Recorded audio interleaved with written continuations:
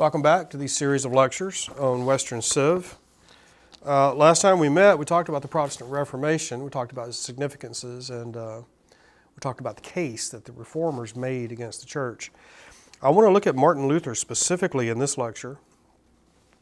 He is the figure most linked to the Protestant Reformation. A German monk. I don't think Luther saw himself as a rebel. I think he saw himself as a good Catholic seeking to bring the church back into line. He was prone to doubt, I think somewhat pessimistic in nature. He couldn't accept the idea that lies at the heart of Catholic dogma, that man's works, his actions here on earth, could gain him God's grace. Luther rejected that. Luther complained about the methods by which the church raised money, complained about its corruptness, as we talked about in the last lecture. He had special scorn for the sale of indulgences. And the church would attempt to raise funds by selling indulgences to its parishioners. That is, the church would intercede with God to do a variety of things to help the parishioner gain access to heaven, to lessen the time the parishioners' dead relatives would spend in purgatory, things like this. Luther did not believe that this was imitatio Christi. This was not following the path of Jesus. The response that Luther has to the sale of indulgences is going to trigger the Reformation. It's October 1617, and Luther posts his 95 Theses, or 95 arguments against the church. He posts these to a church door there in his village. This was very clever of him. The October, of course, is the harvest, and I think it was All Saints' Eve, and the local villagers would gather, and the farmers there in the village to celebrate the successful harvest. Of course, today we celebrate this as Halloween, but it goes back to the celebration of the harvest. This is a big deal. If the harvest is unsuccessful, then people starve to death. There are no restaurants. There are no Krogers and Publix from which to relieve your hunger. So the harvest is one of the key moments of the year. It means we're all going to survive over the winter. And Luther knew that everybody would be in town. Of course, the local noblemen and the churches would bring out their relics as well to draw people in to see them. And of course, these are all good Christians who enjoyed looking at the relics of the saints. This could be a lock of hair, it could be a bone, it could be a piece of clothing worn by a saint. I heard it said one time that every church in Europe claimed to have a piece of the cross upon which Jesus was crucified. This, of course, is nonsense, but you can see why they would make this claim. To draw tourists or to draw visitors to their church. If we can draw people into the church, perhaps we can persuade them to stay and to tithe regularly at this church. So these relics would be displayed, and there would be drink and merriment in the town. Luther posted these 95 complaints or theses publicly so that they could be read by all who saw them. Now, there's a factor here that we need to bring up, or at least keep in mind. These 95 theses could have simply remained a local problem or a local phenomenon. But in the mid-15th century, 1450s, Gutenberg invented the printing press. This new technology allowed Luther's 95 Theses to be rapidly disseminated across Europe. I don't know how long it took for the Pope to have a copy in his hands, but it probably wasn't very long. And you can imagine the Pope's response to this. Luther again accused the church of losing its way, of losing sight of its mission, of abandoning Imitatio Christi. This, of course, touched off great controversy and debates within the Catholic Church.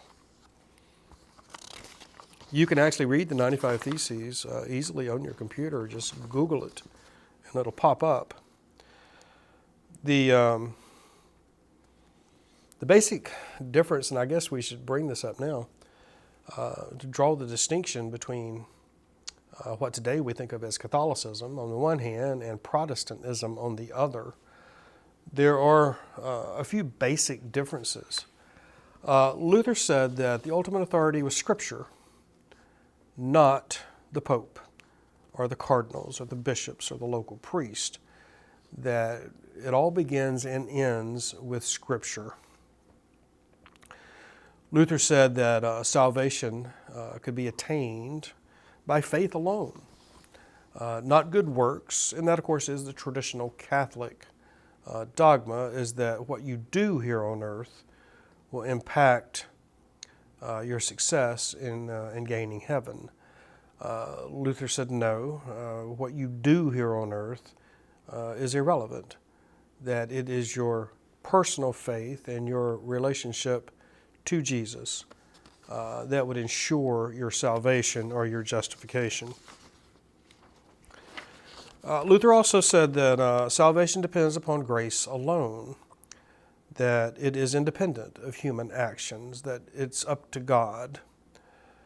So these are sort of basic differences. If you've ever been, I know we're here in the Bible Belt, here in the South, dominated by Protestants.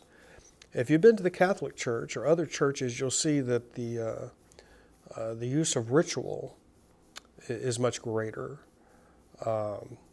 In the Catholic Church, of course, the Pope and the cardinals and the bishops and the priests act as intermediaries between you, the parishioner, and God. In Protestantism, you don't see this. You see a direct relationship between the parishioners and God. So what Luther is doing here is fundamentally changing or challenging the basic structure and function of the Catholic Church. Let me summarize some things here to make this clear for you and how Luther differs from the Church. Traditional Catholic doctrine says that humans are granted free will by God, and that humans have to call upon God for His grace. Luther challenges these things. Luther says that man is too burdened by sin to call on God. Luther says that God's grace is freely given without any role played by man. This obviously negates the notion of good works or your behavior here on earth. We should also say that some of Luther's complaints listed here in the 95 Theses continue efforts of reform from earlier generations. It's easy to sort of generalize about history, and in a survey class we do have to generalize a lot about history. We're not training historians here, obviously, for the most part. So we have to sort of paint history in broad strokes. But there had been differences within Christianity in Europe. There had been challenges before, none that would have the impact of Martin Luther's. You can go back and look in southern France, the Albigensian crusades in southern France, where the church tried to stamp out what they regarded as widespread heresy among Christians. This took place in the 12th, 13th centuries, I believe. So there had been disputes before and controversies, but it tends to become channeled now through Luther, the 95 Theses, and then after him through Calvinism. Luther offers really a comprehensive alternative to the practices of the church. He was a forceful writer, certainly a German patriot. He was saved from further persecution by the church by, I believe, the local prince was Frederick.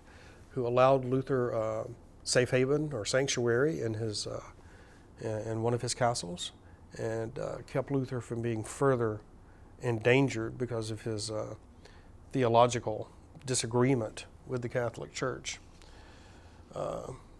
And I think we should also recognize the role of technology in this story. Without the printing press, would Luther's 95 Theses have had an impact? Or would it have taken another 100 years for this information or these arguments to be disseminated across Europe?